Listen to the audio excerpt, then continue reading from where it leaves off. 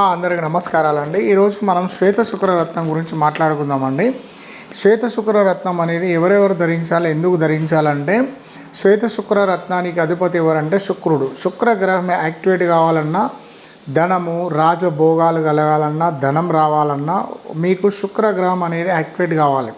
అయితే మన జాతక చక్రంలో ఎప్పుడైతే శుక్రుడు మనకు అనుకూలంగా ఉంటాడో మంచి వస్త్రాలు వేసుకుంటాం, మన ఒంటి మీద అంత బంగారం ఉంటుంది, అన్నీ ఉంటాయి. శుక్రుడు ఎప్పుడైతే నీచ స్థానంలో ఉంటాడో, శుక్రబలం ఎవరికైతే ఉండదో అప్పుడు వాళ్ళ ఇంట్లో ఉన్న నగలు అన్నీ ముతూట్ ఫైనాన్స్కి వెళ్ళిపోతాయి. అట్లా మనం కుదబెట్టుకుంటాము, అమ్ముకుంటాము, ఇలా జరుగుతుంది.